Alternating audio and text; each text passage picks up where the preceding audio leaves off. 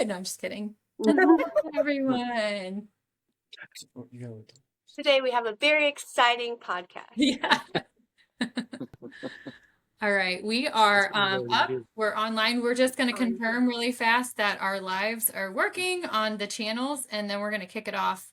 We're so excited. We have special guests here today.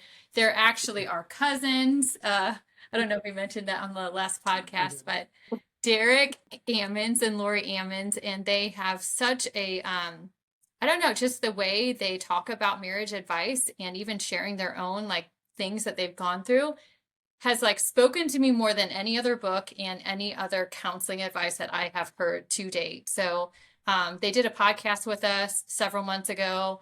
It was a very sound, amazing podcast, but we know there's a lot of women in the group that keep posting, especially the anonymous posters. They're talking about how their marriage seems to be crumbling on the brink of divorce, or even little things of like, hey, it feels like we're roommates. What do we do? And so I don't feel as equipped in sharing those things. And so we decided maybe those women didn't hear the podcast. We thought we would bring Derek and Lori on for our first live. So that's what we've done. Is it on yet? Not on yet? Okay, hold on. No. Let's see. Live stream. Hang on just a second. I don't think I understand. Oh, Eric's leaving. I'm leaving. Okay, so we're live on the Facebook. We're live in the Facebook group. I don't think I really understood that it's actually live. This one is I actually don't think he live. did either earlier. This is like no cuts, like real raw. Like it's not recording yet when you're saying the live things, and now I'm starting to understand. We have it. Forgiveness other than Yeah, exactly. Okay, so people can hear me now. Yes, Okay. you are officially live. We are live in the group right now.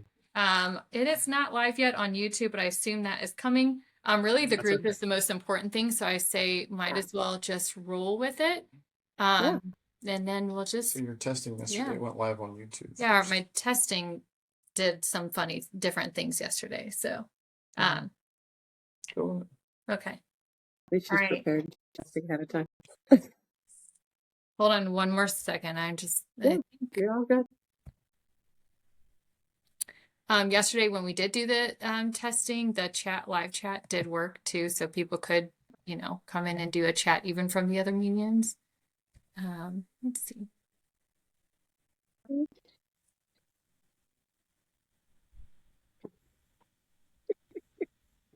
He reminds me so much of you. literally like, yeah, through text. I'm like, you guys are the same person. Okay. We're going to talk about what a mess we are. And then you're going to wait. Why did you ask them? Why did you ask them to be on this? I remind him of him. I don't know. That's not how I want to be. Cut. All right, so let's go ahead and get it started. I know we have about an hour set. We're getting started a little late, so let's just dive into it. Okay. We are going to follow your flow. We know some women sent in questions the last couple of weeks. I don't know that we're going to get time to answer all of them, so we'll just do the best that we can, and we're going to follow your lead. I know you had sent us some scriptures to read off to kick this off. Do you want us to share all three out the gate?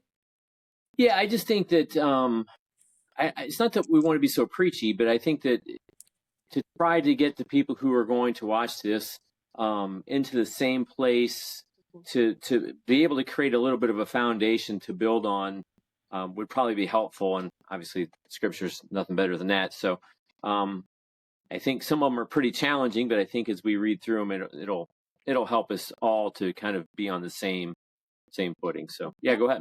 So why don't we read the scriptures and then we will kick you guys off with introductions and then we can just go from there. Sound good? Sounds great. Samantha, do you want me to read them or do you have them?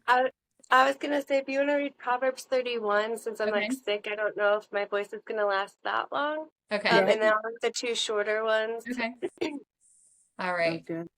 Okay, so Proverbs 31 says, do you want me to start at the beginning? What are you? Yeah, I think it's interesting. Okay. That's coming from a woman because the other Proverbs are all men. And so that one there's prefaced by saying the son of a mom. Go ahead. Gotcha. Okay, here we go. What are you doing, my son? What are you doing, son of my womb? What are you doing, son of my vows? Do not give your strength to women, your ways to those who destroy kings. It is not for kings, O Lemuel. It is not for kings to drink wine, or for rulers to take strong drink, lest they drink and forget what has been decreed, and pervert the rights of all afflicted. Give strong drink to the one who is perishing, and wine to those in bitter distress. Let them drink and forget their poverty and remember their misery no more. Open your mouth for the mute, for the rights of all who are destitute. Open your mouth, judge righteously, defend the rights of the poor and needy. The woman who fears the Lord. An excellent wife who can find. Just kidding. Do you think that? Just kidding. She is far more precious than jewels. The heart of her husband trusts in her, and he will have no lack of gain. She does him good and not harm all the days of her life. She seeks wool and flax and works with willing hands. She is like the ships of the merchant. She brings her food from afar. She rises while it is yet night and provides food for her household and portions for her maidens. She considers a field and buys it. With her fruit of her hand she plants a vineyard. She dresses herself with strength and makes her arms strong. She perceives that her merchandise is profitable. Her lamp does not go out at night, and she puts her hands to the distaff, and her hands hold the spindle. She opens her hand to the poor and reaches out her hands to the needy. She is not afraid of snow for her household, for all her household are clothed in scarlet. She makes bed coverings for herself. Her clothing is fine linen and purple. Her husband is known at the gates. When he sits among the elders of the land, she makes linen garments and sells them, and she delivers sashes to the merchant. Strength and dignity are her clothing, and she laughs at the time to come. She opens her mouth with wisdom, and the teaching of kindness is on her tongue. She looks well to the way of her household, and does not eat the bread of idleness. Her children rise up and call her blessed, and her husband also, and he praises her. Many women have done excellently, but you surpass them all. Charm is deceitful, and beauty is vain, but a woman who fears the Lord is to be praised. Give her of the fruit of her hands, and let her works praise her in the gates. I mean, it's awesome. So there are 31 proverbs. There's, some months have 31 days, some 30. Obviously, February is just kind of weird. But I think it's cool that the 31st proverb, the last one, to read each day, is this one, who's just highlighting what the woman is. And I think so many times trying to understand what a godly woman looks like, even that is difficult, right? And so this is a woman who feels very empowered. She's very strong, seems very at peace. She knows what she wants to accomplish, and she's not barefoot in the kitchen. She is making things happen. She's trading. She's, what I'm saying? And so I think that when we talk about submission, when we talk about the roles of the woman, we need to understand what that looks like in a godly way. That women are not to be second. That's just not the way it works at all. And really, when you dig into it, and this is going to be kind of deep, I don't have time to go all into it, they're kind of first. I mean, they're definitely not second. They're making things happen. And then you hear that he is an elder before the assembly. So here he is, part of this group where he's probably being recognized for all these different things, and probably how we come off too. But really, she's the superstar. She's the one who's making the things happen, not the guy who is in recognition of the public. So I think that's a good way for us to get started. Go ahead. There's a couple more if you guys want to go through those as well. Okay, so Proverbs 25:24. Better to live alone in a tumble-down shack than to share a mansion with a nagging spouse. That's hard sometimes. It's the Message version. Yeah, I have Okay, the I was going to say Message that version's a little bit different. I think the one that I typically read, quarter of the roof. But either way, I mean, so to live on a quarter of the roof than with a quarrelsome wife. Wow. Yeah. Proverbs 31 was interesting as I was kind of listening to her and then reading the Message one too. A little different. Yeah, they're very different. Yeah, they're different. And then Luke 10:38.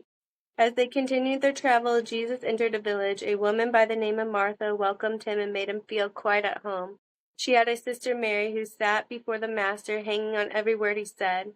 But Martha was pulled away by all she had to do in the kitchen.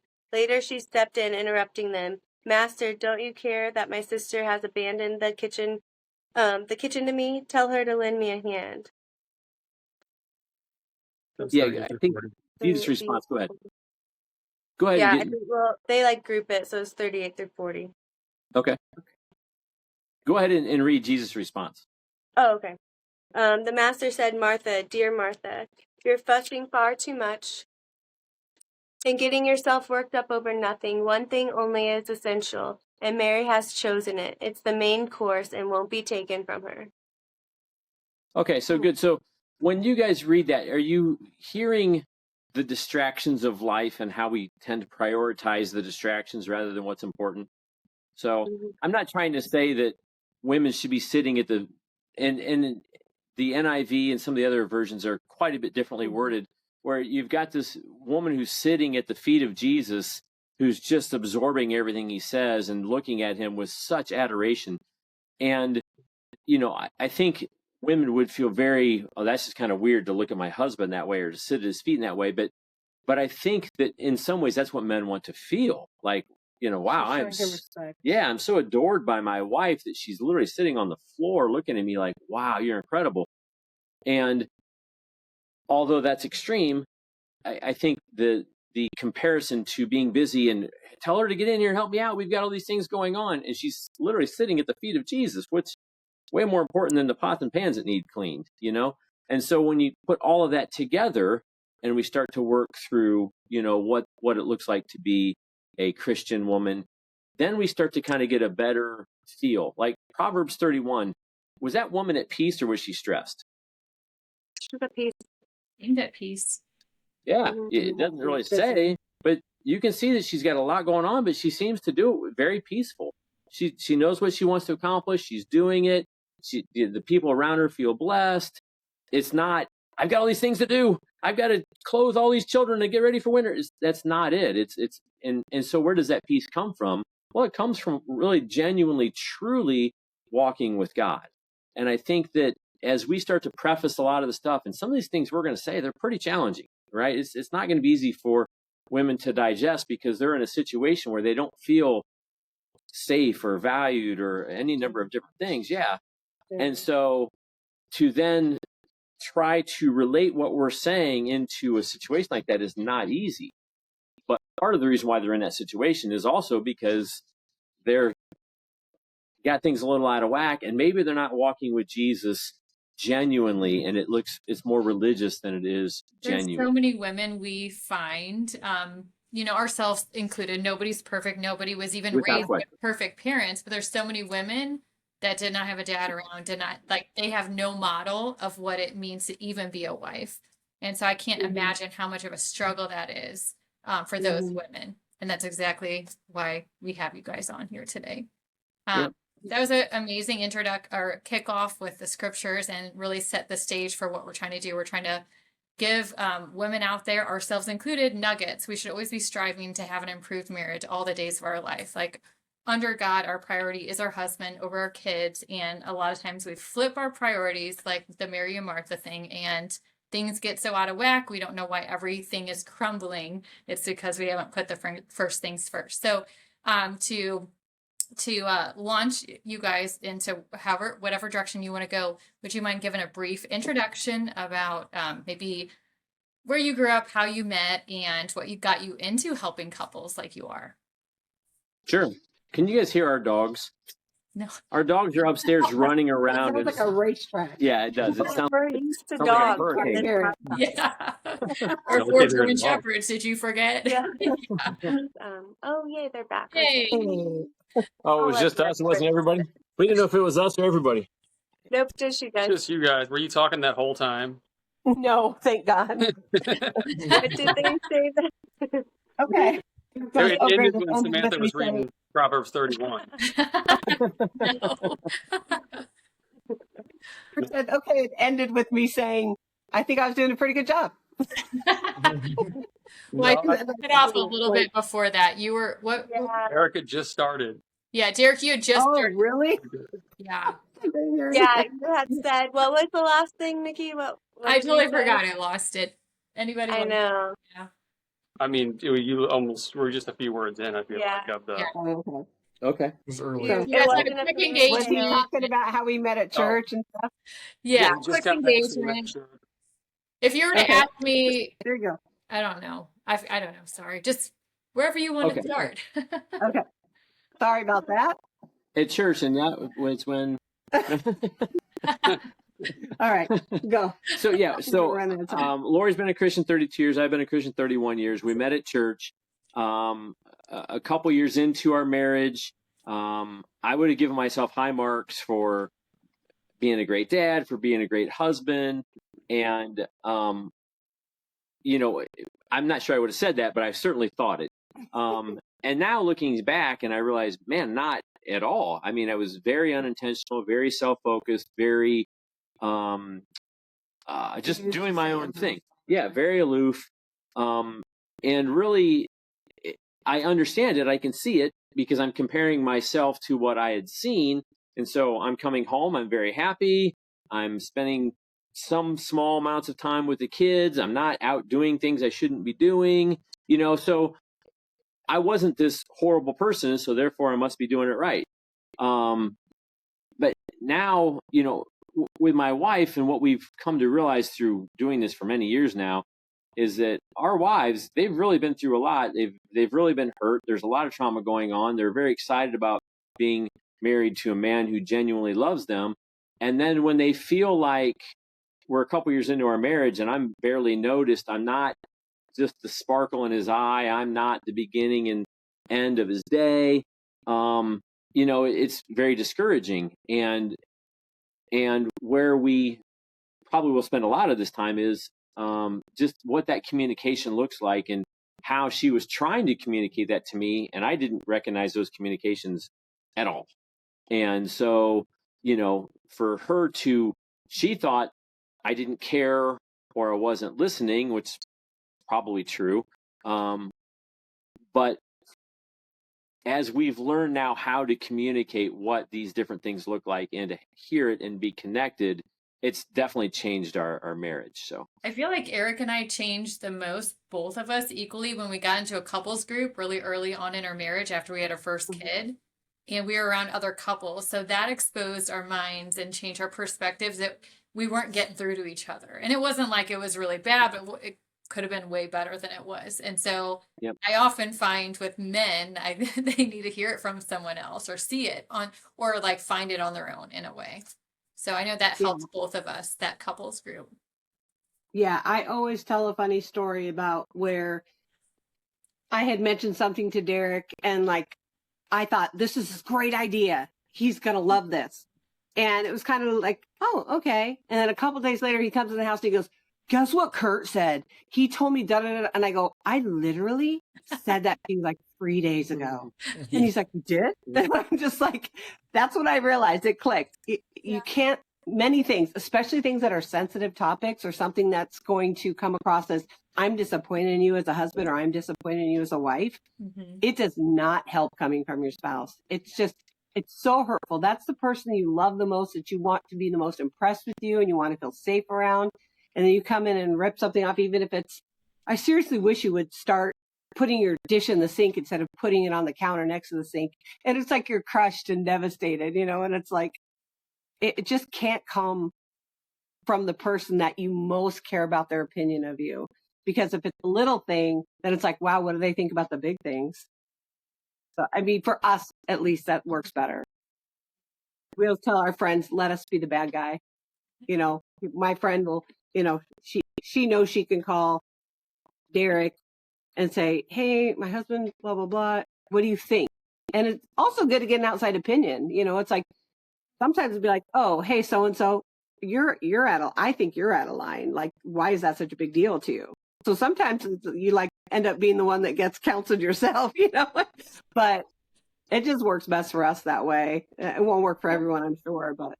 I remember on the podcast, you mentioned something that really spoke to me too, is you had mentioned, and maybe you're going to talk about this at some point, but you had mentioned he noticed, like you went to something with church or some kind of thing, and you started maybe acting different or your perspective was different. And you all of a sudden, instead of waiting for him to like make me feel loved, you all of a sudden started like changing what you were doing. And was that your impact point?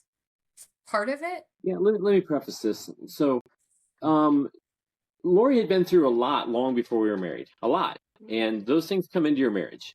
I have no idea that those things are going on. And there's a lot of voices that she's hearing and a lot of thoughts that she's working through that I have no idea that are going on. To me, I've just married this incredible woman. She's beautiful. And so as she was really feeling more and more roommate, which was one of the questions that came through, and like we weren't connecting, and just realizing that there were some things she really needed to work on herself, she started going through what we call spiritual discovery, which is an incredible resource. But anyways, yeah. So after going through that for, I think, a couple years even, started really recognizing that she was going to put her value back where it belongs, which is in how God sees her rather than trying to get her value from the way I see her. And she did that and really started working sincerely toward each day just being her best for God. The changes were evident, and I noticed. And the fact that I noticed then was just powerful. It changed her. So I think the way it impacted me was just reading different scriptures. Like I think I mentioned to you guys before, like the story of Sarah and Abraham is so powerful to me because he certainly didn't deserve, which was the way I looked at it, her respect in the situation he put her in. But all she could control, I guess, is how the light bulb went on, was her reaction to it and her response to the situation she was in.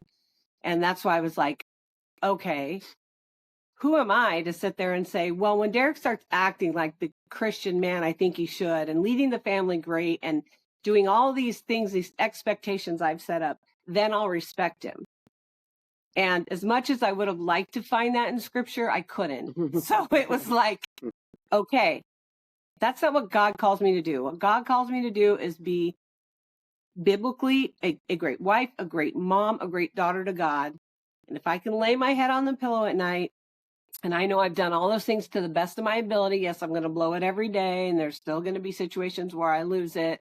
But if I can do my best to show God I'm serious about my relationship with him, then I've got to let everything else go. I can't say, God, if you have my husband act this way, or if you have my kids act this way, then I'll respect them, love them, trust them.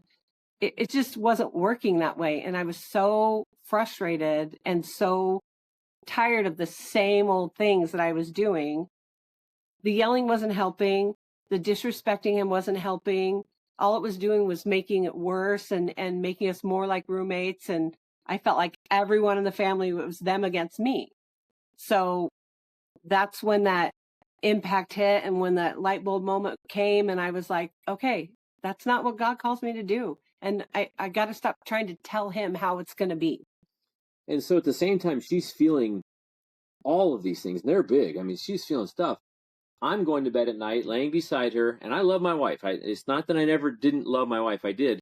But I'm praying, God, if she's genuinely a Christian, take her now. Because she's never happy. And I don't know what to do. And I prayed that for years. I mean, this is a often prayer for years. Just being real. Yeah, we are, because I think you need to understand that there is absolutely hope, and it wasn't nearly as far away as what we needed it to be, or it had to be. It's just we weren't really being intentional in the right ways, and we were just kind of doing our own thing. And me being oblivious, I had no idea she was feeling that way. I mean, I genuinely didn't. I just knew she was never happy. So she's changing. I'm seeing the changes. Wow, honey, that's amazing. He saw that. It's amazing. Let me do this. And so what happens is you start doing that. How we came to be where we are now is, as she's going through this for a few years now, and I'm realizing, hey, there's some real value in this. And I know some men who really need to have a class like this. I'm going to go through this class and see what this is so I can teach it. And as I'm going through thinking that I'm going to teach it, what I'm really learning is, oh my goodness, this is where I've been failing in marriage, and this is what my wife needs. And I didn't go there for that. They weren't teaching that, but it was clear that's where, oh my, I get it now. And it's really important for me to say that we've had tremendous mentoring and couples who really loved us for our entire marriage, but nobody ever said these things to us. Nobody ever was able to shine the light and help us understand this. And that's when we decided, hey, we need to start marriage things going. So we've started marriage groups. We started a Friday night date night where we'd have a small lesson and we'd do some things and just try different things. But ultimately, we ended up just getting with a lot of couples and kind of helping them through and to see things differently. And that's what we've been trying to do. Yeah. I think it's important that, like Derek touched on, we thought there was something wrong with us because at this point we've been married like 15, 17 years between those numbers, and nobody talked about it. We'd go to marriage retreats, we'd go to different stuff, and it was like, I felt like everyone that was speaking at anything we went to when we talked about marriage was talking about, oh yeah, we're great. We've never gone to bed angry. We've never this, or we have that, or we always do this with our kids and we eat together every night at the dinner table. That was not us. And we thought, oh my gosh, are we really Christians? Like, there's something wrong with us. But then we started talking to other couples and we're like, we're not the only ones. It just doesn't get talked about. So we're like, okay, we did this for 15 years. We don't want the other couples that are our friends or the young kids that are starting to get married to waste their time doing this and waste those precious years of their marriage as their kids are growing up and stuff, being roommates or being on opposite sides of a discussion. We've got to figure out a way to tell people that this does happen. It's okay. You're still a Christian. You're just working it out, and it's okay to talk about it. It doesn't mean you're any less of a marriage than the people next to you who said we've never fought in our life. It's just different. So that's why we started. We just wanted to tell people, this is what we've been through. Don't do this. I love it. I think that's why you resonate so well with people, with me, even on the podcast, is just you guys aren't afraid to go there. Just like what you mentioned, Derek, you're not afraid to say like everything that really happens. Christians are so good about, becoming Pharisees, becoming so perfect and so religious that we're not, I guess we're afraid, right, to tell the truth sometimes. But I think God honors that when we do, because nobody's perfect, only Jesus. So. Yeah. Go ahead. Go ahead. I was going to say, ultimately, what we're trying to accomplish is walking with God for real and getting our families to heaven. And what we do is we skip over the real importance of our faith, and we want it to look like perfect lives, great marriages. And so then our faith becomes, what do we need to do in order for us to fulfill the expectation of this world? This world is not our home. This is not what we're supposed to be striving for. And so if you really do genuinely go after God, and there's some people who are really hurting, and we can certainly be there as well, to where, hey, you need to pray more, you need to read your Bible more. That's horrible advice that I'm sure I've given. Yes, do those things, but the truth matter is there's a sincerity to pursuing God. And then the things that we learn from the word of getting with other couples, like you guys said, getting into groups, being intentional with our marriage, finding out what our husbands really like. I think women have way more power in their marriages than what they realize they do, much more. And so if there's a genuineness to our faith and what we're trying to accomplish of getting our families to heaven, then it's not going to be, I want my husband to be perfect. It's, hey, I'm going to be everything I can be because I want to make sure that our family spiritually is going in the right direction. Then change comes. But when it's superficial, when it's not deep, that's when it's just frustrating because change doesn't come. It doesn't look the way we want it to look. We're constantly let down with these high expectations that aren't getting met, so on and so on. Did you want to say something, Nikki? Well, you had just mentioned women have more power than they're led to believe, right? So can you expand a little bit on that? You want to? Sure. I think we came across this on our last podcast, and I can't remember exactly how Sam phrased it, and and her husband really said, "Well, I know what encourages me." Stop for my husband. He would not say that. Oh man, a wife can change the situation anytime she wants in about 10 seconds. Absolutely. You guys say that, but I think you're going to shed light on this hidden secret that still some women just don't know. But a lot of times us women feel so ignored by our men, right? It's like the truth of it. Like we want them to come home and we want them to look at us across the room from the party and glow and all these things. Sometimes we do get stuck feeling ignored or maybe just lack of attention. And so we don't feel like we have any control. But with what you're going to say, there's so much truth in this, and go ahead and share it. Well, no, it's funny because we're deep. We're people. We are deep. It's not always simple. So I'll come home from work and I will look at my wife exactly like that. She's got her hair pulled back. She's wearing a pair of sweatpants and she's got things cooking all over the place. And I come over to say, "You are stunningly beautiful." And she's like, "Get the heck out of here." you know what I'm saying? And so, but I genuinely do feel that way. And she may not. And so trying to match the moment with what you're trying to say and trying to say it in creative ways, it's a dance. I think when we get married, we're completely ill-equipped.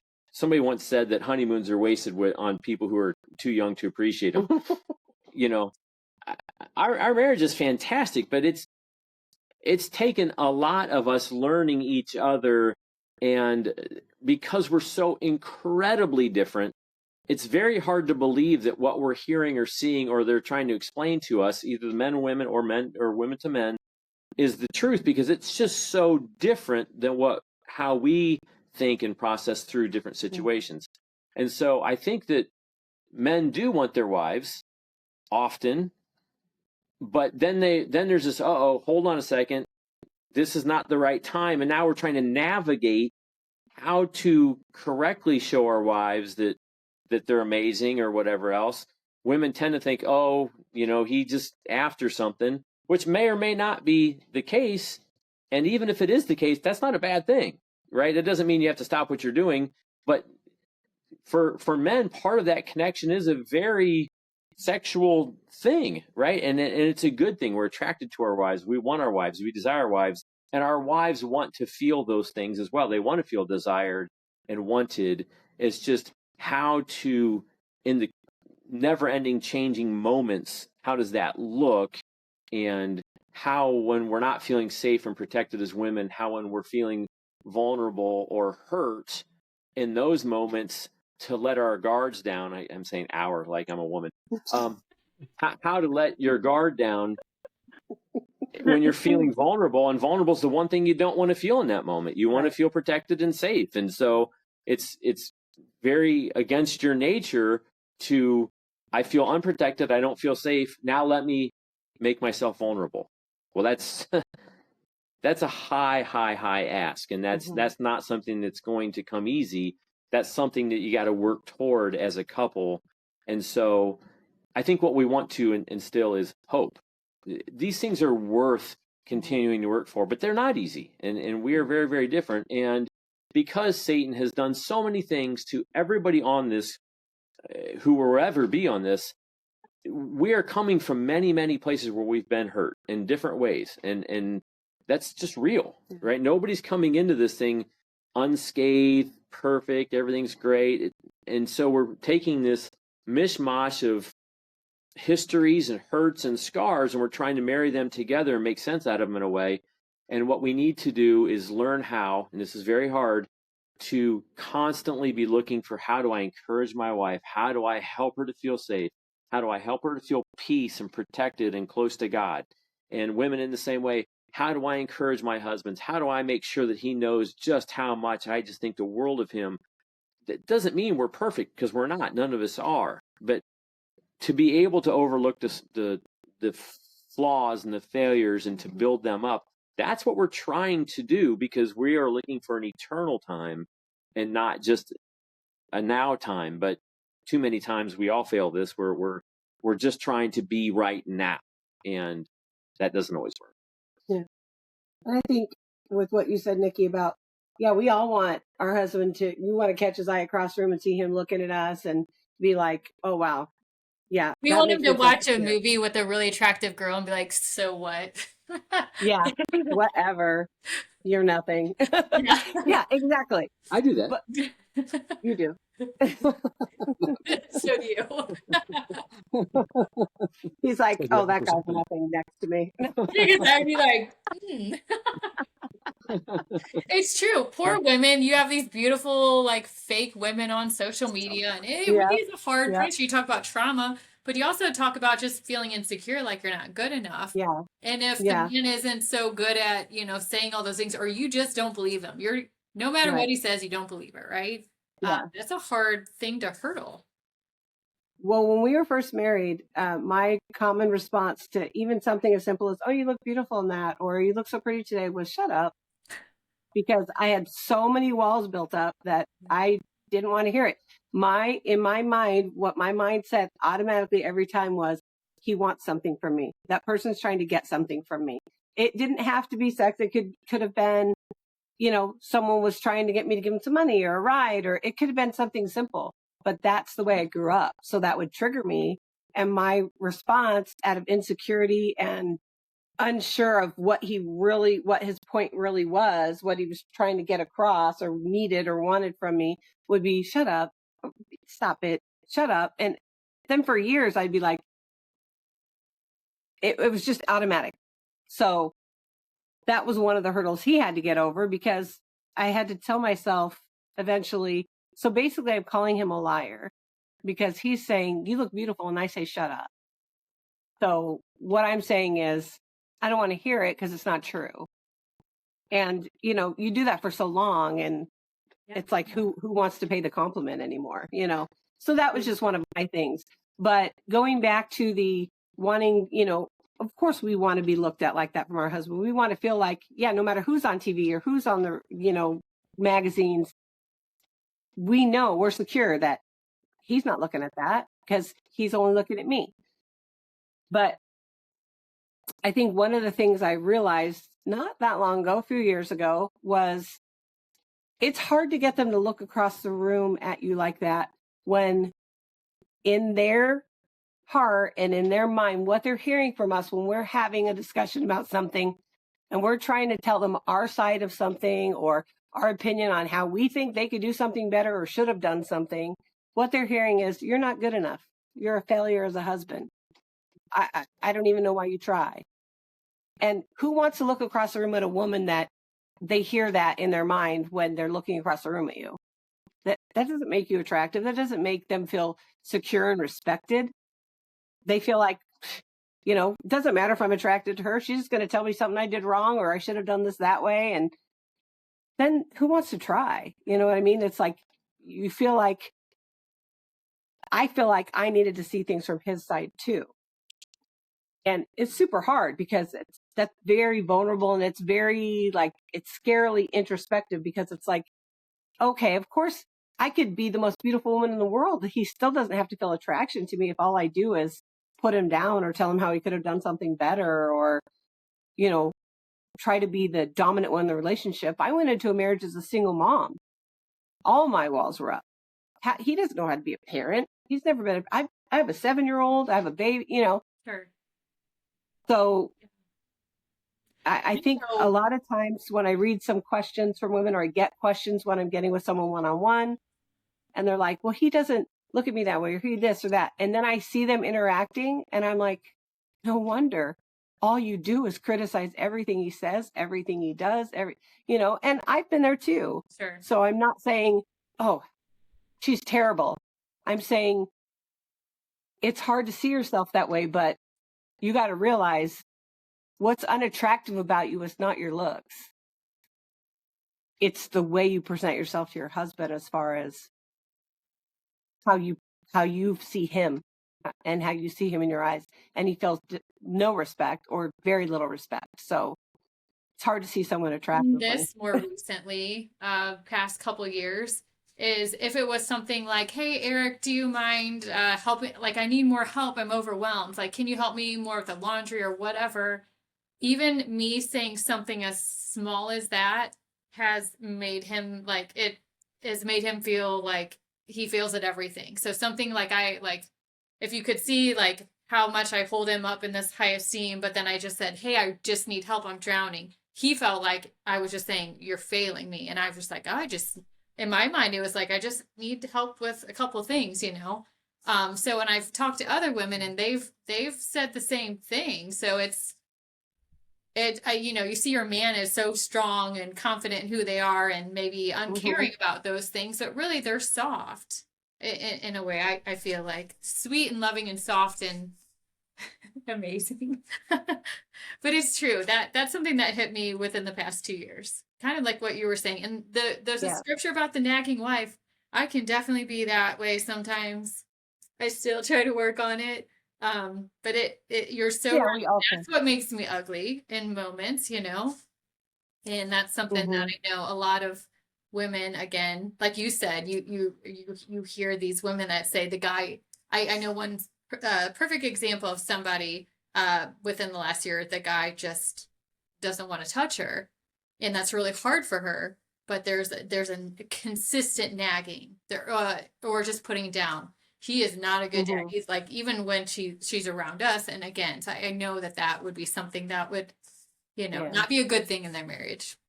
Yeah. No.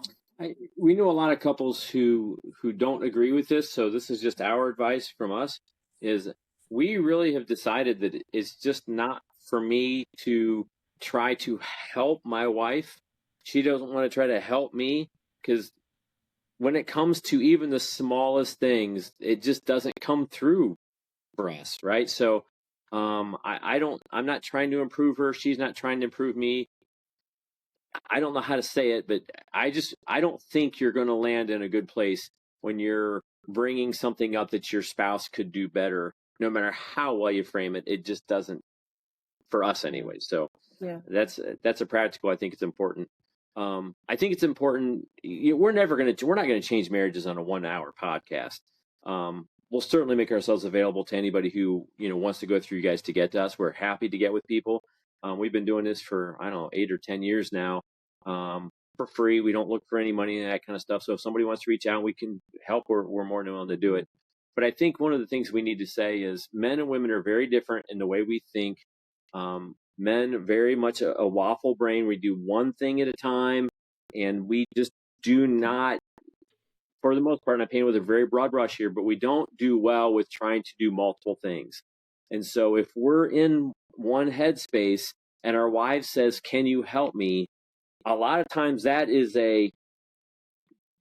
just not something that we do well. And so we do kind of, and it could be watching TV, but that's what we're doing. Women are very spaghetti brained in that they've got all of this stuff going on all the time. And so for them, it's a very easy task to take care of the kids and take care of the dog and dinner and all. They got 18 things going on. And how come our husband can't just simply come over here and help me with one small task? Yeah, but it's just not the way it works. But then conversely, at the end of the day, when our men are all about their wives and their wives are still got 17 things going on, it would be nice to get you guys to be able to let those other 16 things go and be just about me. So there's benefits and negatives to both sides. And it's learning how to bring those things together. It's an art. It's not easy. But I think wives do hear, "Oh my gosh, I've done 92 things. I ask you to do one small thing and you're all irritated with me or hurt or whatever that feeling is you're feeling." Yeah, there's some truth in that. I'm not trying to make excuses for men. That's just how we're wired. And so it does come off that way sometimes. And I think it's especially hard with the way society is now, because, like, alluding to one of the questions, when you're talking about whatever the topic is, and you're feeling like, okay, we're just not seeing eye to eye on something, and you don't know if you want to bring someone else in. A lot of times your spouse might feel like, oh, you're betraying me because you want to go talk about this or that, or you want to tell this person about me so they can agree with you and show me where I'm wrong. So it's really a fine line, and it's a balancing act, but I would say try to give your spouse the benefit of the doubt if they want to bring someone in for help. It doesn't have to be a professional paid counselor. It can be a trusted friend. Someone has a great marriage that you see that you admire or admire things about it. how close they are or whatever you're trying to work on, and they seem to have it on straight.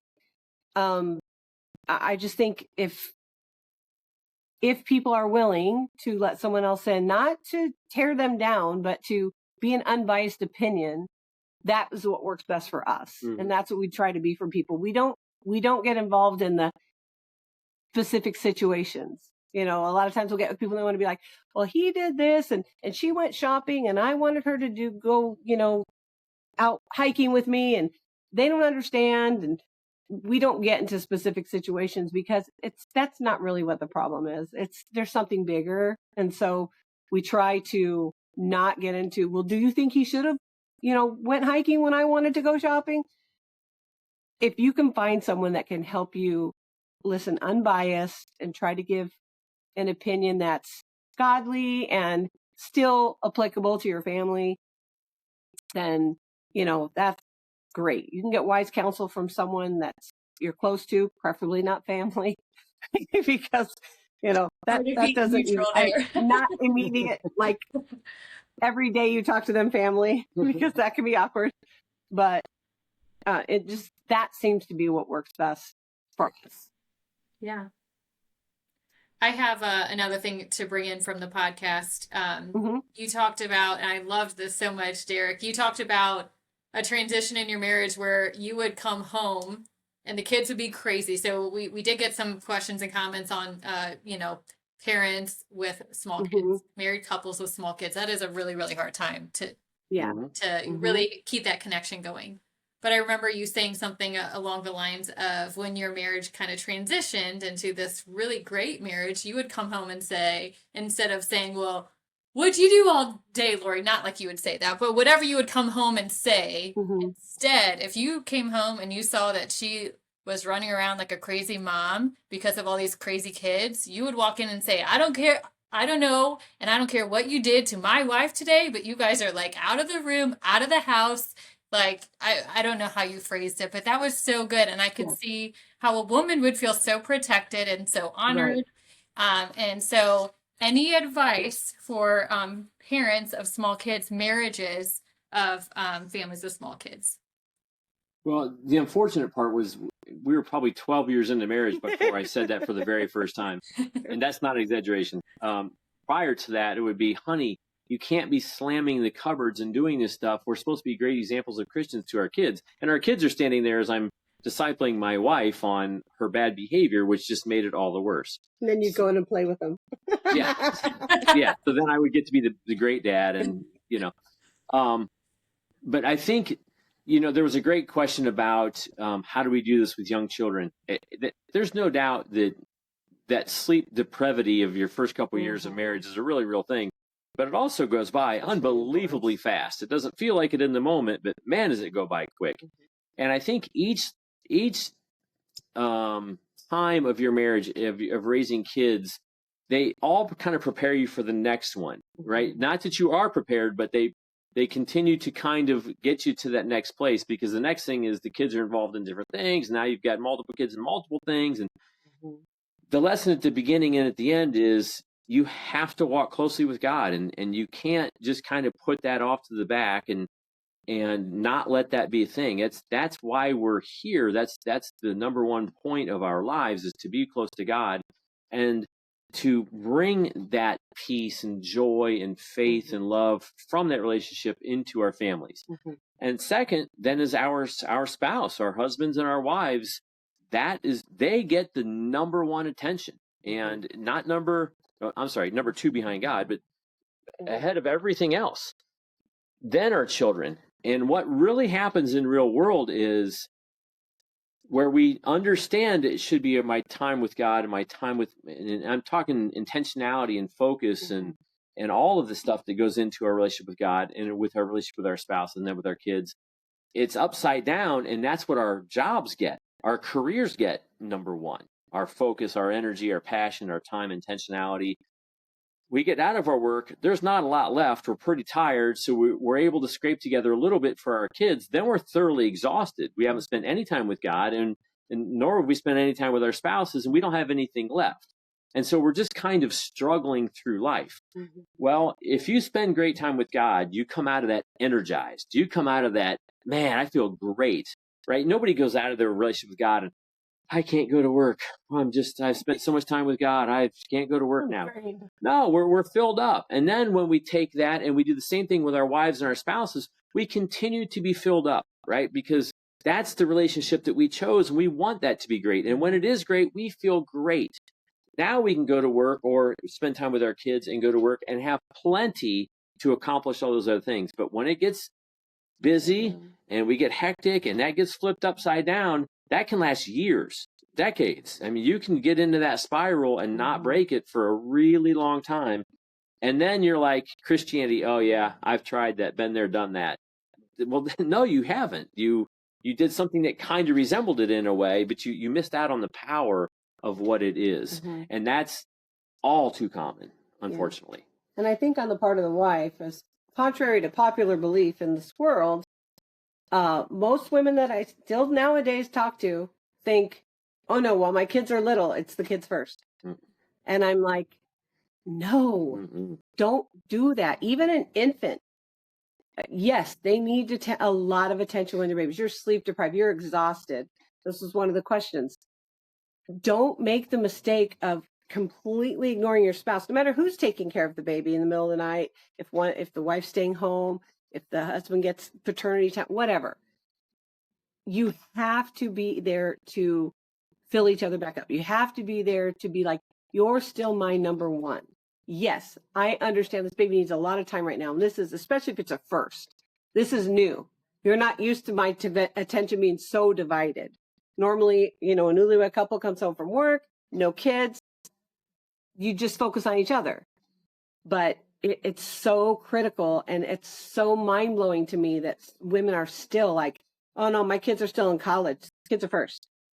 I'm like, what are you going to do when they're grown up and you're so used to spending all this time on them? I think that's a good thing. I mean, that's a common thing from friends, more of my secular friends, but it really is a thing. Or their excuse is, well, they have little kids. They're just down or they're tired. Yep. Yeah, it's really sad because this person and you wanting to be close with this person is the reason you have these kids. Don't get it backwards. And I mean, for me, I could even, when the kids were little, I could see in him that I was giving him no time. And still I was like, well, what do you expect? I got to take care of all these kids. But it wasn't helpful for either one of us. You know what I mean? Like, he clearly saw that my intention and what my focus was on was these kids. And not that he didn't love them, but my gosh, could he get some time? And then you feel like a bad person if you say to your spouse, can I get some time? Can we hang out for a few minutes? And we find it more and more with different things, like video games is a big one. We get with more couples who say, yeah, my husband comes home from work and he'll play video games for his downtime for 2-3 hours. And I'm like, oh, okay. And I mean, you guys know just a few years ago, that wasn't even a thing. Like, if they were outside playing basketball or something, but.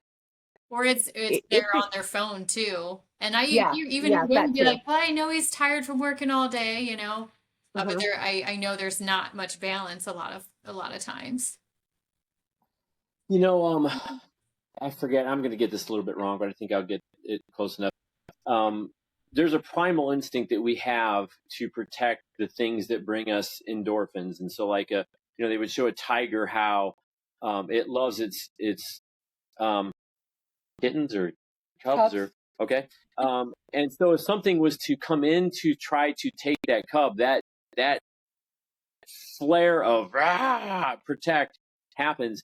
And it's the same thing that we have as people for things that cause us endorphins. And so what happens now is in a world where there is pornography everywhere, there is video game stuff, we are addicted to this stuff. And so what happens is anything that gets in the way of what brings us that endorphin thing is now the enemy, right? And so our wives are the enemy because, hey, I'm playing this video game it makes me feel great in some weird way, and we don't think or feel that, but that's what's going on.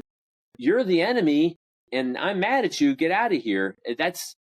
It's a scary place that we're in right now. And, the same thing with pornography. It is unbelievably addicting. And so there's so much of that stuff going on right now. Hey, that's real stuff. And again, I think how to go across or, get help for that's not easy. It's real.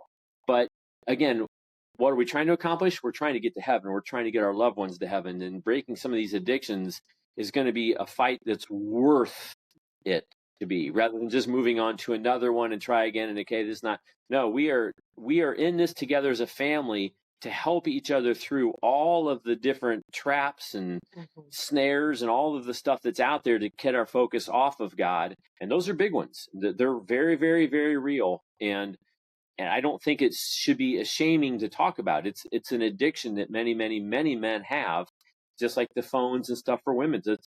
When you're on your phone, time is going by and you don't even realize it. And it's been an hour and I've done nothing but watch stupid little 30-second videos, or a podcast about marriage or whatever.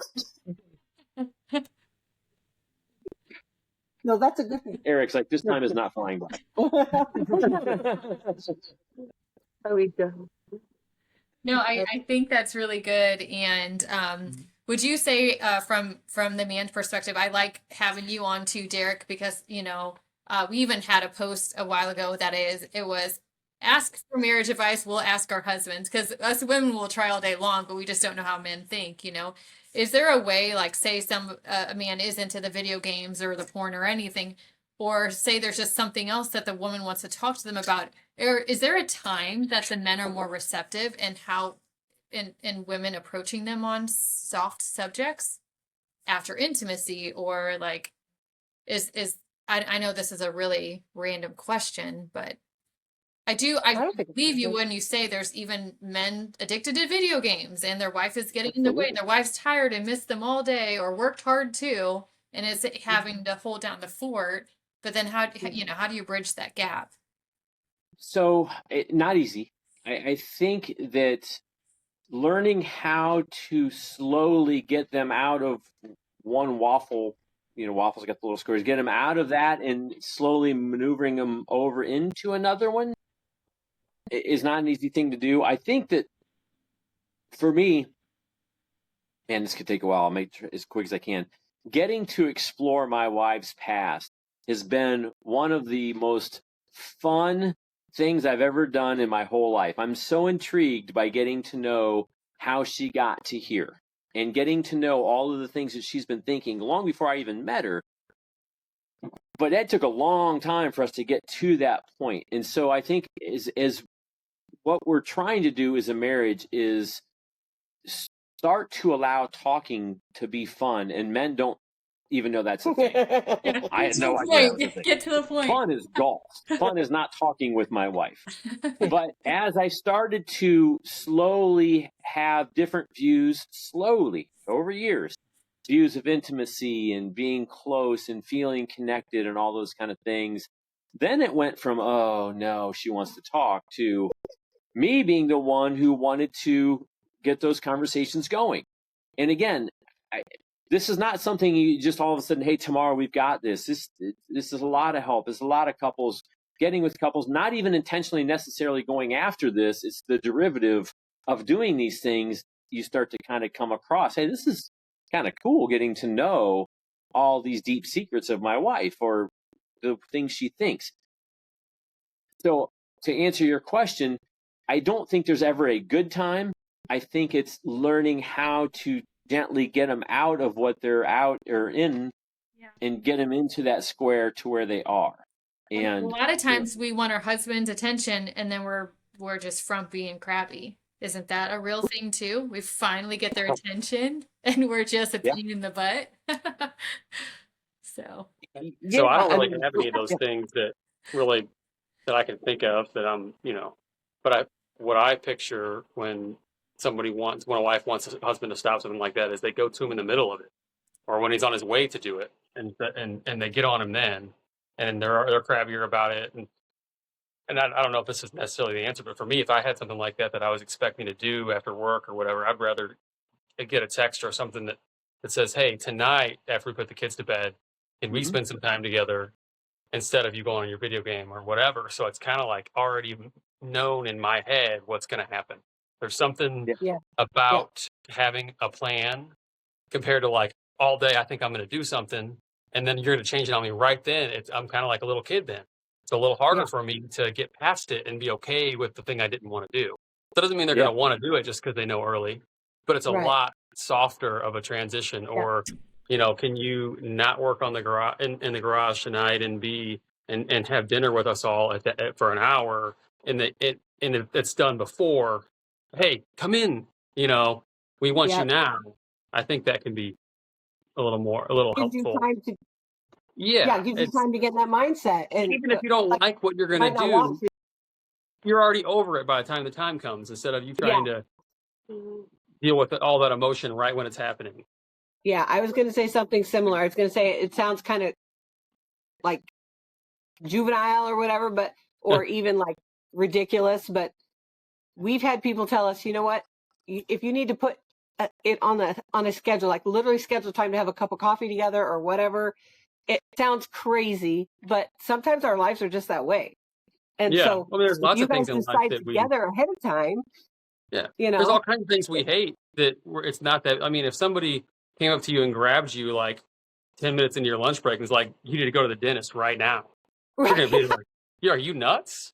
yeah, But if you had to for the last 3 weeks, like it's just something you yep, just go do it, even if you don't love it. It's just easier to handle.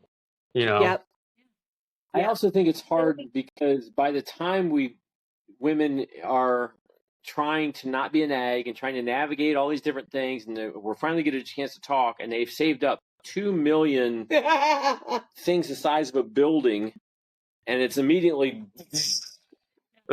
well, we don't. So I think if there's any way that women can say, "Hey, we get a chance to talk, and I'm going to pray ahead of time, and I'm going to just have a couple small things that we can carefully navigate, and let him see that us getting together is not, I'm going to destroy him."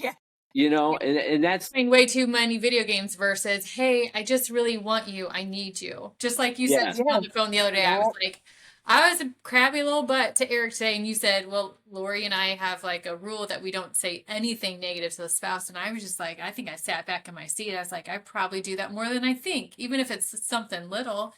But so what you're right, saying again is just, and it's set the expectation early, Jonathan. I think that's great advice. And then also how you frame things up. Like you can say the same thing in a right way or in a very wrong way. mhm, mhm. yep. I used to always say I felt so bad for Derek after years of realizing what I was doing, because I would give him tests and pop quizzes that he knew nothing about. He didn't know he was taking them. You know what I mean? Like, instead of just being clear and saying, "Hey, can we get 10 minutes to sit down? I really, this is really on my heart. I want to talk about XYZ." I'd be like, "Okay, well, I guess I'm going to go to bed," or, it's so random. Like, he'd have no idea what I was trying to get at, or Just tell even me what something you as want me little to as, do. yeah, something as little as, "Oh, shoot, I left my computer in the car." He'd be like, "Just say, can you go to the car and get my computer? I know that's what you're getting at." And so now I just am like, "Can you go to the car and get my computer?"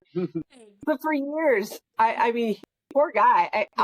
So many tests So many that he women didn't know do he was that. taking, and he failed them miserably because he didn't know he was taking them, so I totally set him up for failure because I just wouldn't come out and say stuff. It's just so much easier. It's just better.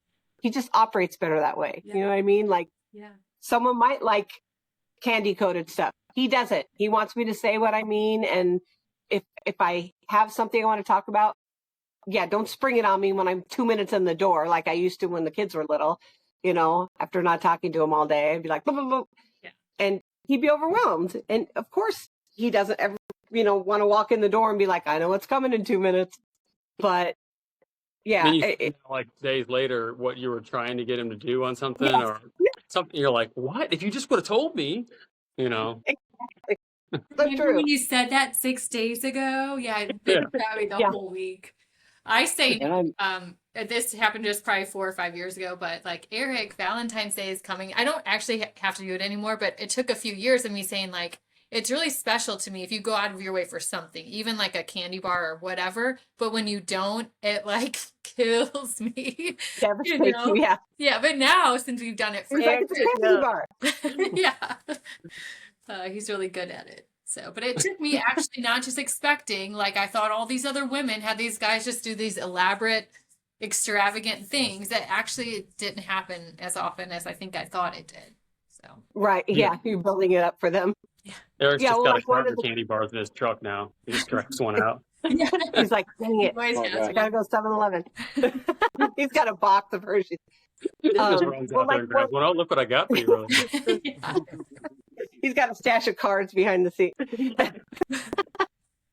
Well, one of the questions, which one of the ladies was talking about, how come I can't talk to him about getting me something for my birthday, but he'll buy himself all kinds of stuff and, not think twice about it, even though we're supposed to be on a budget.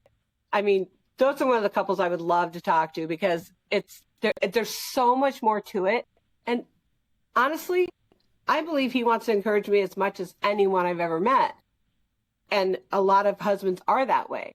But when you've got 1,000 plates you're spinning and you're just trying to be a good dad and trying to be a good husband, the last thing you're going to think about is, oh, shoot, I got to stop and get a card for her birthday or whatever. It doesn't mean that he loves you any less, but we are crushed. Just, I don't know if it's just something in us, the way we see the world and romantic movies or whatever. But yeah, you got to figure out what is most important to your spouse. You know what I mean? Like maybe someone could care less. We have one couple of friends that they don't buy each other birthday presents, Christmas presents, stuff like that. They worry about the kids, but they do little things out of the blue. And she prefers that. Right. Well, and this goes into like you said something wrong like 5 days ago and like we never talked about it or it just boiled or it's been boiling for 2 years because that same thing comes up. It kind of crosses that too. Like we don't keep it in. Either we're like blabbing too much and we're not getting to the point or we're holding those things in versus communicating them and communicating them not when they walk in the door, but in a kind of in a positive way if you can put that spin on it, getting those things out. Yeah, like when Jonathan was talking about, if she could just send me a text and, hey, later can we talk about blah, blah, blah, instead of you playing video games. When I heard that last part, I was like, oh, God, don't say that. You don't have to add digs. Yeah. You know what I'm saying? Like, you don't have to say something like that, and I'm just talking to women in general. I'm not saying Sam does it. I'm just saying, try to get yourself away from that kind of stuff. Yeah, all it does is put someone's defenses up. Yeah. It can be a little offensive unless it's just very, very regular thing is more what I was thinking of. If you do something all the time, hey, you normally do it during this time, can we? But yeah, that's true. I kind of felt that a little bit as it came out too. That probably wouldn't sound as good. You freeze. Can we insert real quick for those that haven't listened to any of the podcasts? You should if you haven't. Samantha and Jonathan are really good about dating. Derek and Lori are really good about dating. So they're in 2 different walks or like the seasons of their marriage. Wait, what are you trying to say? Empty nesters versus not. Can you give some women real life examples of how to date or even still have a date within the house if you have those little kids? Or not? Or empty nesters. How do you keep it spunky there too? I think that a huge thing is like get the kids out of the bed. I hear that a lot from women. Keeping the bed isn't even an option. You shouldn't be getting them out because they never should have been in there. Well, it should not be an option. You have special, situations. Our daughter was adopted. She had a really hard time with sleeping and stuff. And so we had seasons where it was just harder. But if at all possible, like as soon as you can, like transition them, make sure that you have that time together. And then having an expectation, like something that we do is life is busy, really busy right now. He's doing side work like crazy. We have kids in basketball and it just feels like we're constantly dividing and conquering and there's not much time, but we're really good at texting each other throughout the day to keep that connection.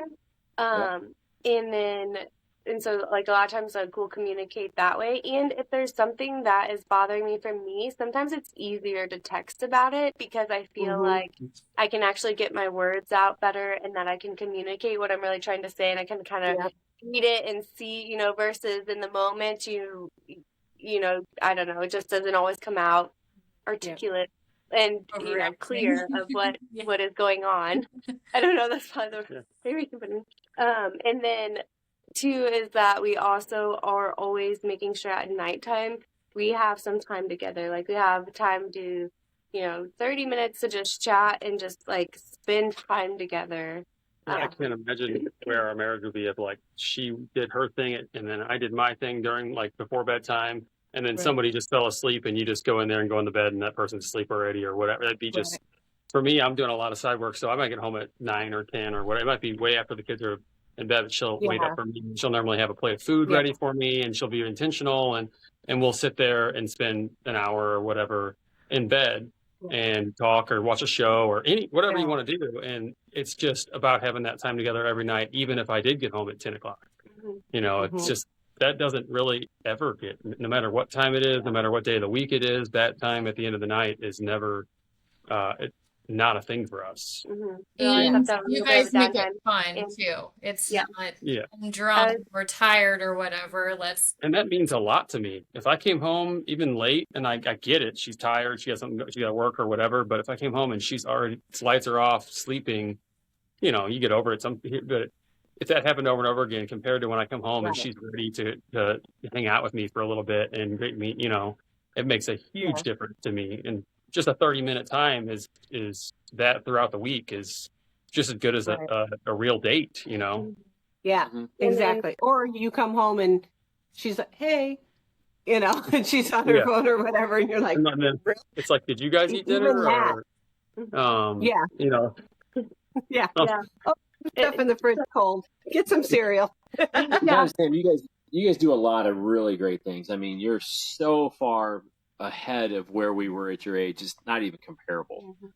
So kudos, keep it going. I mean, you know, I think the challenge for you guys might be just being relatable, because I think couples are like, oh, okay, sure. I mean, you know, you're so far ahead of where we were. We were nowhere near. So, you know, very inspiring. Keep it going. And examples. I think just to kind of make that more clear than I did a minute ago, the more I think about it now, I think those 30-minute times at night are more important, many, many times more important than that. All right, it's been a month. We're going to go out and have this great night. Have no kids, whatever. And that comes and goes so quick. You feel like you're right back in that same position where you needed that 2 days later. But those little ones every single day, I feel like just make so much more different than the one where you went out and spent money and had this special night.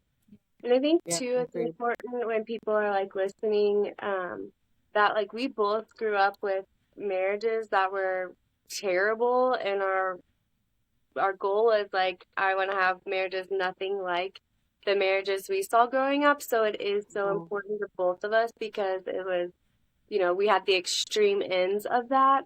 And so also when I say like we're both very intentional and we both invest a ton. So like, you know, people often will say to me, you know, well, it's easy because you just have a good marriage and all this stuff. And I actually caught myself, I was like praying to God, and I was like talking about it. I was like, I guess it is easy. And I felt like God was saying like, yeah, there's a lot of grace on your marriage, but don't deny the fact of like how much you've invested, how much you've gone to the work, and both of you hitting it hard and making it such a priority because of our past. And we just know the outcome of not having a good marriage, and we just didn't want that for our children. So, you know, you might see a good marriage, but there is a lot of work in investing, but it's so worth it. So I want to encourage someone, if you're struggling with your marriage, that it won't happen overnight, but it is worth investing that time into it and consistently, and it will build a beautiful foundation.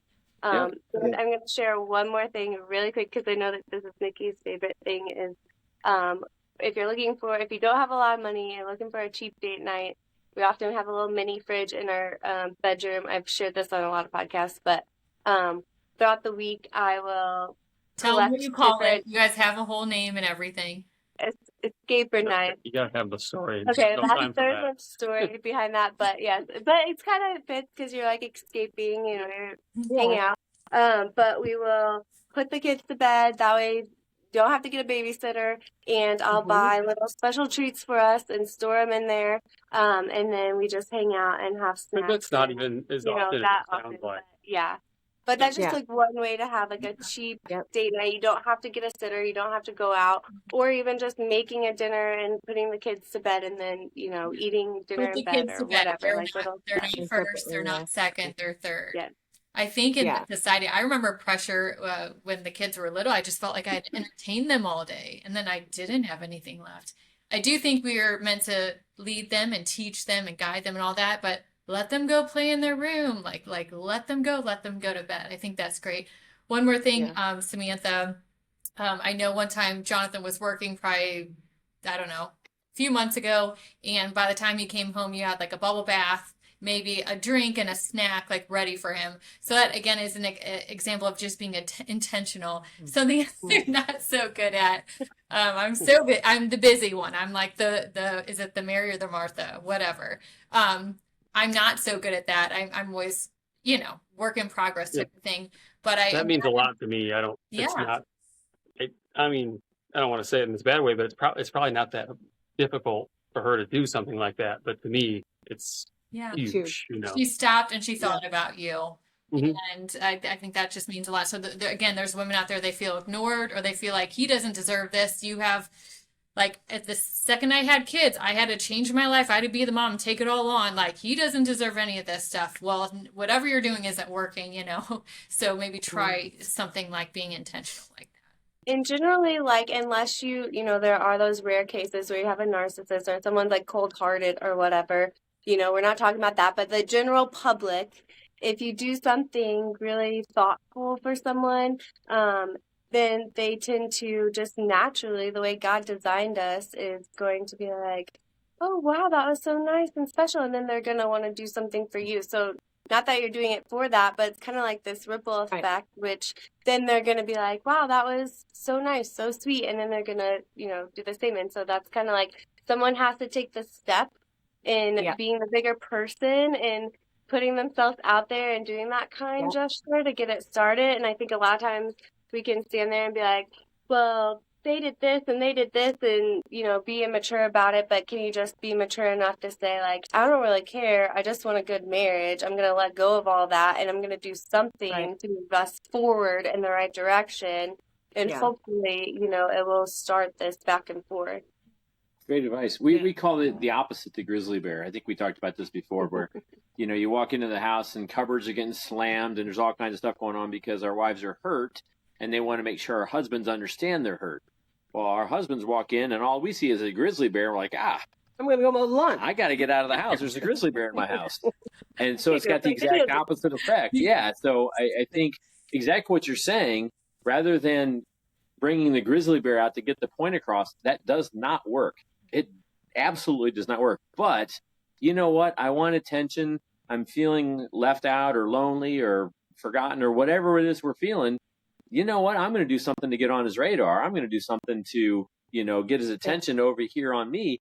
And it's not as hard as what you think, but it's just when you're feeling scared, to make yourself vulnerable is not an easy thing to do, but the rewards are tremendous. And that's what you guys have done through weeks and months and years. You've built on that and you found a safe space to where rather than trying to find walls to put up, you've taken your walls down and you found that, wow, this is a very safe place, which is awesome. That's outstanding.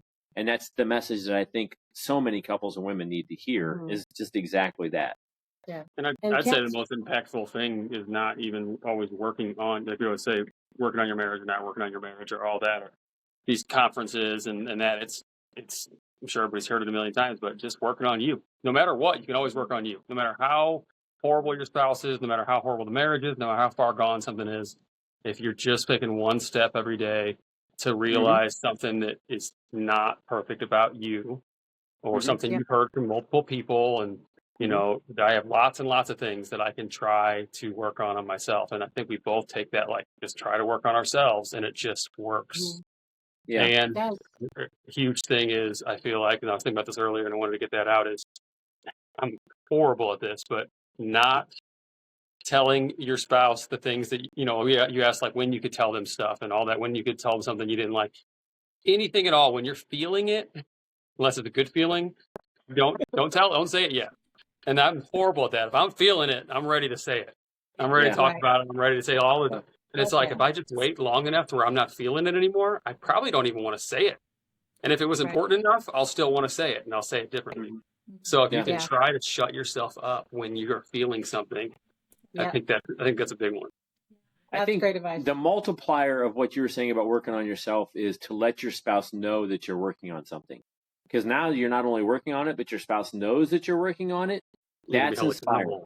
Yeah, so it's like that's like the multiplier. Well, nobody wants to feel like they failed, and it's a lot easier when you fail in your own head. But when you say, "Hey, I'm going to really work on not doing this, this, and this anymore," or "I'm going to work on doing this," now you feel like you have to hold up your end of, you know, the deal you just made, the goal you just made. If I'm going to work on not yelling, and I don't tell my spouse that I'm working on not yelling, they don't notice that you're not yelling. He's talking about me, right? Because he'd bring something up, he'd be like, "Honey, you can't yell at the kids." And I'd be like, "I have not yelled for 2 months, and you didn't say a dang thing to me, and now I yell once, and he's like, "You're right, you haven't yelled for months." So better to tell someone you're working on it, so you're not discouraged when they don't notice. Yeah. You know what I mean? Oh wow, you know, you're right. That's 3 days in a row of no yelling. Way to go! Yeah. And that's encouraging and reaffirming, and helps us to get down those paths. So if you're going to work on something, let your spouse know that you're working on it. That's encouraging for both of you. That's a really, really good idea, because I am scared to say stuff sometimes because I know then I can't fail. Once I say I'm going to do something, I feel like I'm going to be held accountable. But it works. Once I say it, I'm going to want to do it. Yeah. So Well, I just think it's encouraging for your spouse to know that you're trying to do something, even if you fail. It's like, hey, let me help him back up here. I know he's working on it. Yeah. Go ahead. We're running pretty long. We're okay to go a few minutes over if you're fine. We did get another question about, you know, like advice for like reading materials and stuff like that, if you guys want to weave that in. But also, I just feel like this is like the biggest thing on my heart to share. The biggest epiphany is going back to the elephant of the room of intimacy. Something, you know, maybe still taboo to talk about a little bit, but it was in, and I shared this on a podcast, it was in a couples group maybe about 1.5 years ago, where it was actually the theme for the night was more focused on women. How do they feel seen, loved, heard, protected, all those things. And at some point in the group, we stopped and we looked at the guys and we're like, well, what is the number one way you feel loved? Even though we know you need to be respected, but like, what is the number one way you feel loved? And they like started snickering. Like, did she seriously ask that dumb of a question? And it hit me. I think a lot of times we see men, you know, somewhat lustful, and we know that's their hard walk in life. And also of, you know, how much maybe they need it more than women. Typically, I know that's not always the case. And you see it as more of like, they just need it for themselves, like intimacy. And I learned in that moment of being so humbled is that is how they feel loved. So if you are not being intimate with your husband, if it's once every 2 weeks, even, that is not an okay thing. Maybe you have medical reasons or other things than that. But if you want that connection, if you want him to like adore you and all those things you're desperate for, and you still for some reason don't feel that, but you're holding out on that very thing that makes him feel the most connected to you. I just, again, that was something that really hit me so hard 1.5 years ago. And it's something that I just want to share to the world of women, especially in secular culture, where we don't hold up intimacy as a good thing, or as it was intended to be.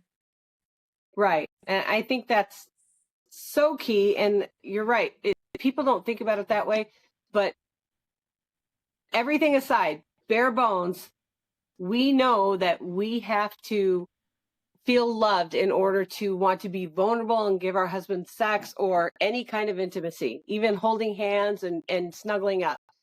If you're not feeling loved, We don't feel like we want to do that. Our walls are up. We feel insecure. It's just the way we're built. Opposite. If you cannot show your husband respect and give them your most vulnerable self, your body, your time, your looking him in the eyes and letting him know that he is the most important thing in the world to you. He is a good man and you're glad you have him and you thank God for him. Then it's just not going to work. It's just not going to work. Mm-hmm. They need sex to feel that love and respect. We need love to feel like we can be vulnerable enough to have sex. It's just the way we're built. We had a tremendous woman.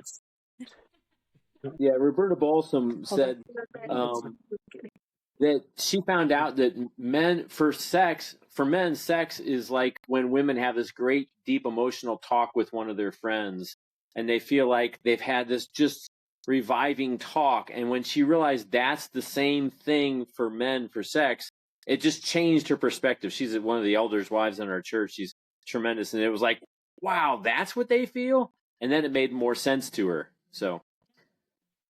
Yeah, I mean, I'm sure this is not the same for me. That's like, it always sounds bad to say it, but that's the number one main thing that would be the most important thing to make me feel loved altogether. I mean, to know that it's not just all the men are agreeing. It's not just we did it and checked it off the box. It's I actually feel desire.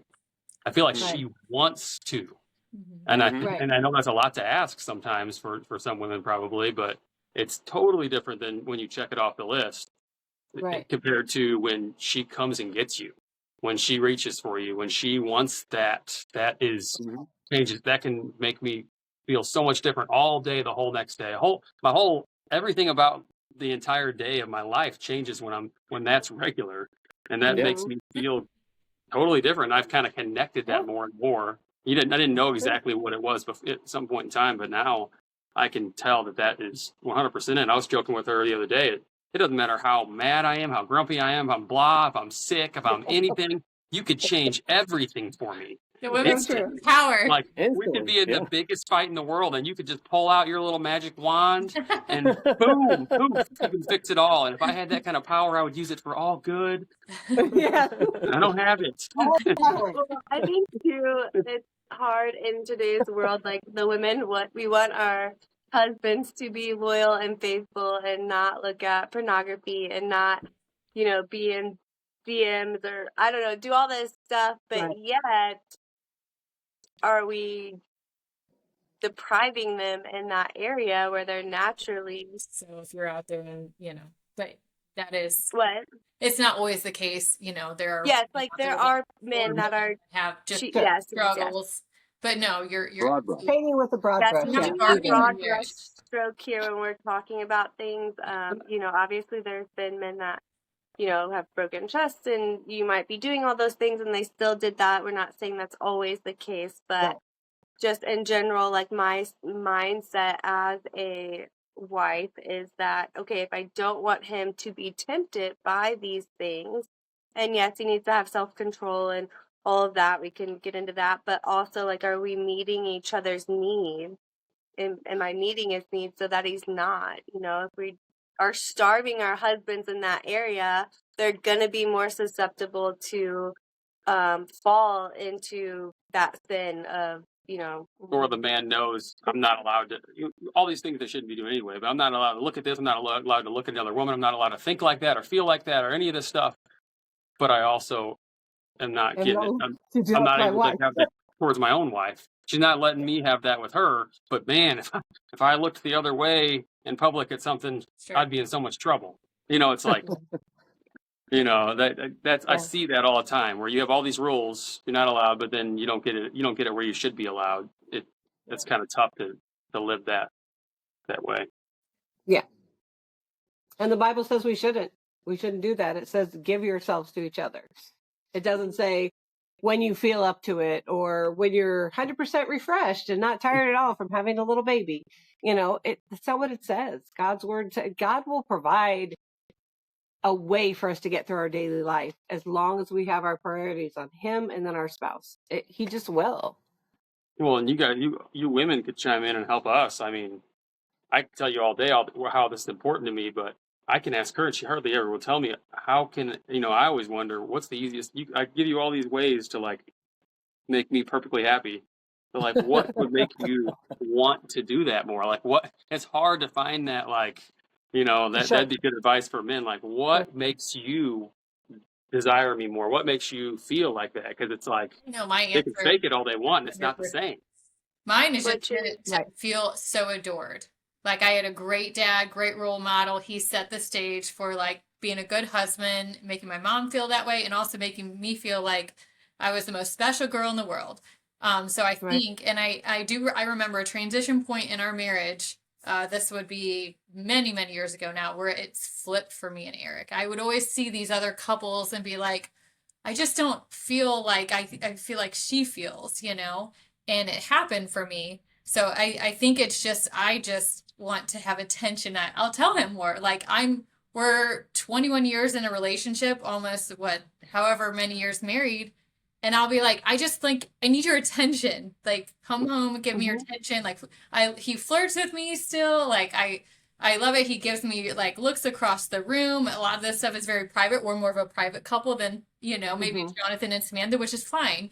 But I just need attention and to feel absolutely adored. I want you to be like, as I get older, which looks can be fleeting, I want you to somehow come in and just like make me feel so beautiful despite if I go into menopause, if I gain weight, if I don't feel pretty, because those times will be there. I just want to be adored. Sorry, I'm being very... If that's all it took for Samantha, I wouldn't even get sleeping. So I couldn't keep her off me, so I gotta find another thing. I tell her all the time. Well, I mean, still moms are tired too. I think any mom would be like, sometimes you just get I'm not saying okay. No, it would just be like nonstop. I think that for me, it can be hard to switch our brains into that mode, like we were talking, like, especially like if the more stressed I am, or if like there's a lot going on, or this kid or whatever, then it's like my mind, like sometimes I'm like, okay, stop thinking, stop, like focus, like, I just can't get my thoughts to like, I'm like, no, we're not thinking about that right now, like, so I think that could be my biggest struggle, is to just I just feel like I don't have a lot of control, not just control, but like even input towards it at all. Like the opposite, the other way around. Like she can make whatever happen. It'd be nice to know, like, oh, if I did this or did that, or I could kind of like, some of those things would be nice to know as a man. Driven different, like I can tell you for Derek, he turns it into a game. Yeah. He does. Well, what's funny, as soon as you find something, it'll be different the next day anyway. So aren't men a little bit more sexually driven than women, though? Is that just maybe a little natural in a relationship? I don't want to say like all in all, but is that like we talked about testosterone? Yeah. So I mean, I think some of it, Jonathan, is just natural, maybe. Yeah. I always tell him too, like I just have to always be chased. It's like what I love. We do like to chase. Yeah. Well, with him, he can tell when my mind's on 1,000 things. Yeah. And I'm sure in the past he used to get hurt by it, because I can't switch it into that waffle brain mode and just focus on him easily. But he'll turn it into a game. He'll be like, go ahead, keep reading your book. Go ahead, do this. And he's determined to get my mind off everything but him. And it works 100% of the time. So, it's good. Just saying. I didn't know we were going there. Now I'm blushing a little bit. But yeah, we are a little more difficult to figure out as far as how to, rein us in and get our minds to shut off. Honestly, it's how I feel about myself, at least. And some of my friends, of women I've talked to, are like, I'm trying to get, oh, is this kid got lunch for tomorrow? And get it all out of my mind. But we're just, it's the one area, or the biggest area, I should say, where I feel like guys have it more on straight, like they're more the way we should be. Well, and I tell him a lot, my analogy is like, sometimes if you're laying there and someone's like, hey, you want some cheesecake? And you're like, man, not really right now. But then they're like, try a bite of this. And then you take a bite of the cheesecake and then you're like, oh, shoot, I do want that cheesecake. Sometimes that's how it is for women. Yeah, Like, but it worked every time. Cheesecake smashed in her mouth every night. So, That's the clip that we're using for this, by the way. oh my gosh. No, but Lori, but a different night it'd be like, no, like, why didn't you ask me? Well, you told me. Lori hit the nail on the head though. But if we don't feel loved, adored, like we're not going to be vulnerable in that. Like, so for me, it like would stop there every time. And then if I feel that way, it's yes, am I not tired?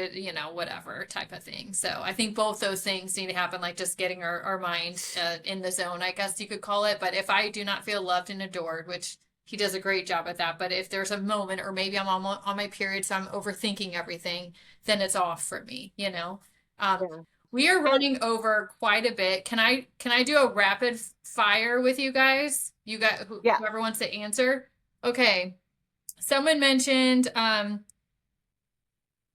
so reading advice, if you have a couple reading advice, and then I've been married for 35 years, and my husband and I are more like roommates than husband and wife.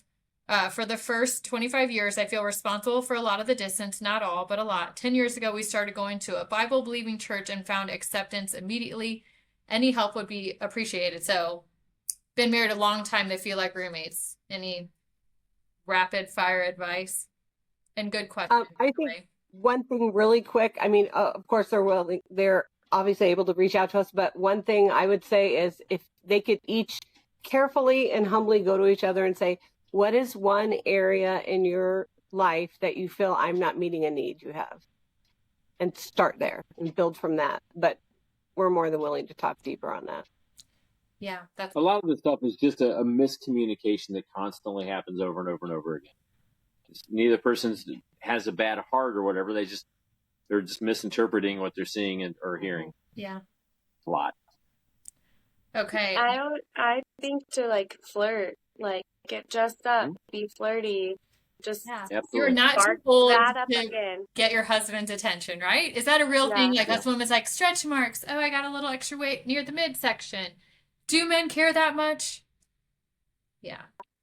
I feel like if you're been married 35 years and you feel like roommates and distant, and this could be just my picture of it in my mind, that each person probably has something that they're interested in. They do, like the man is doing something probably while the woman's doing something. If you're feeling like roommates, so showing interest in whatever that is could be huge. Probably. Great idea.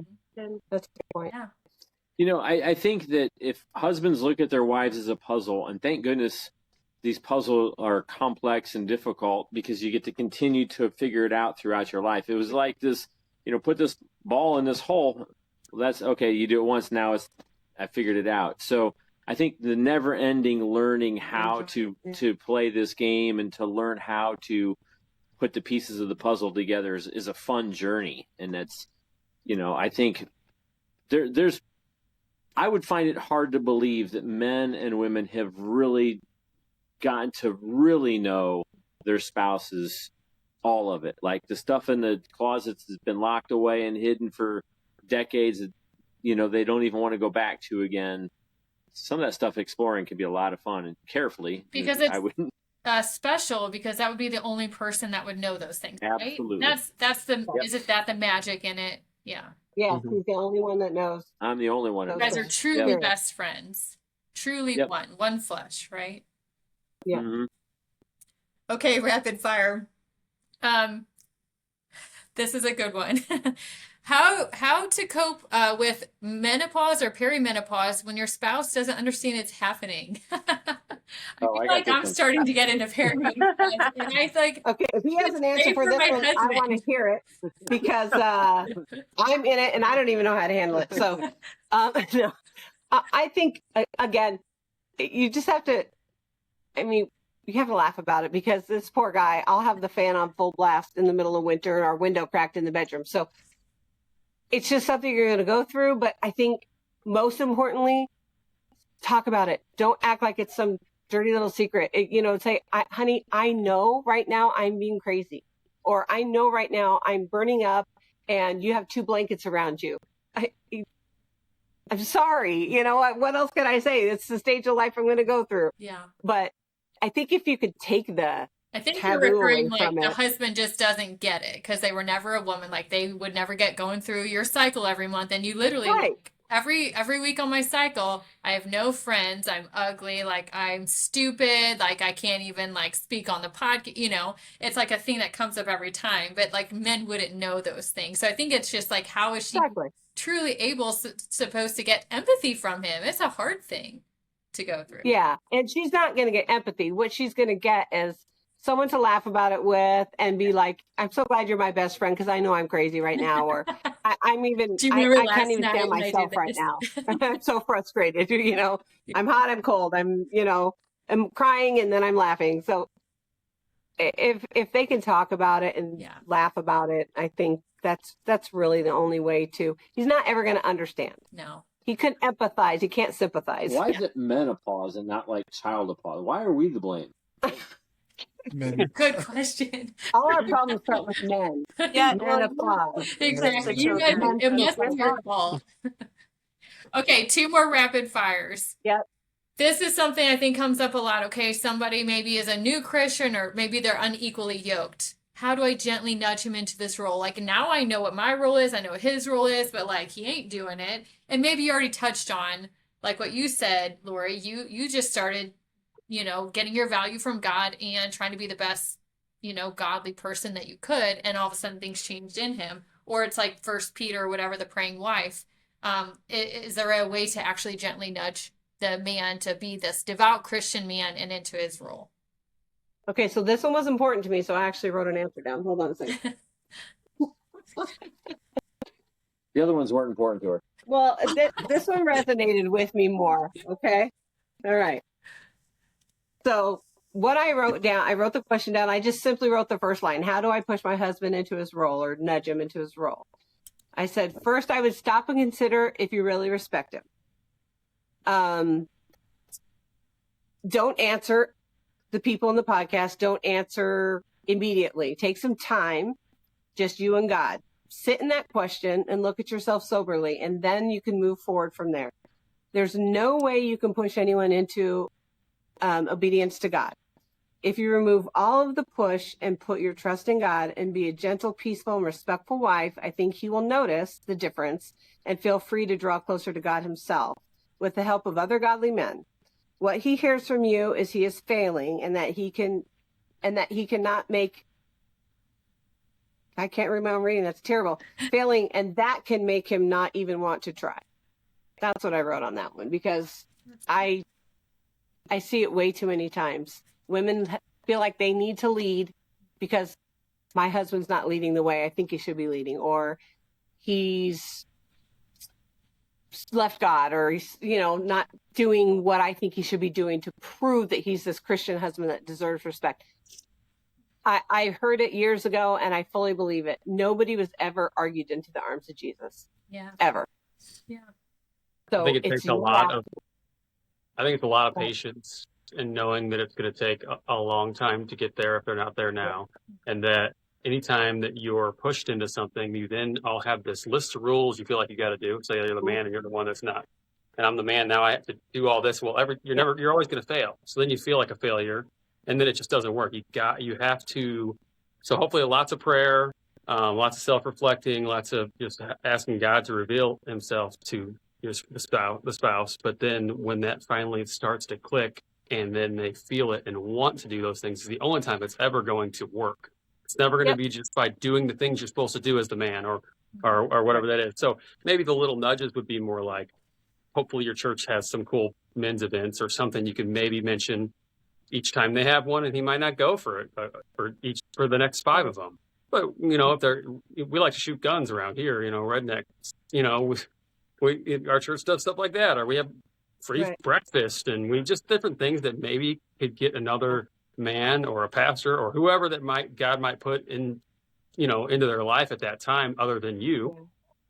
Could then maybe start making a difference. Those would be more of the nudges instead of you should do this and you should do that. Hopefully get him somewhere that he might get to, God can reveal himself a little easier if he's not in his Bible and his word every day. Hopefully he can get to a place that somebody else could see that in them. Or better yet, get a guy friend to invite your husband to the. Yeah, because you're not going to go by yourself. We that's say it true. all the time on the podcast. Show me your friends. I'll show you your future. Show me your couples friends. I'll show you your relationship. And that, like, a couples group changed our marriage back in the day completely. We are reaping everything that those people sowed into us, and we're forever grateful. Eric, any marriage advice? He's so good at it. I guess I won't put him on the spot. He is so great at this. I think we're really in over our time. Thank you guys so very much.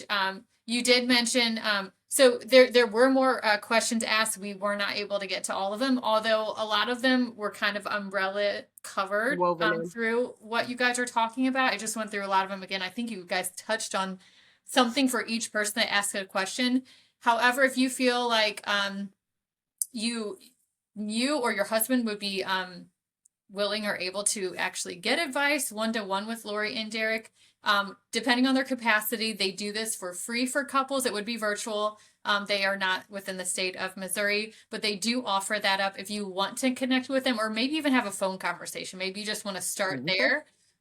They're so gracious in trying to help couples discover what they've discovered. And I hope that you've seen it throughout this podcast, how much like they just have such sound, relatable wisdom. So if that is you, if you guys want to just send us a message, you can email us at alignedmommas@gmail.com, or you can just message us on Facebook and we'll get you connected. Again, it depends on their capacity, but they are they're open to doing that. Yeah, I wanted to say at the beginning, I feel much more comfortable being like a war vet who's willing to share experiences, how we got through it, than I am being called a counselor.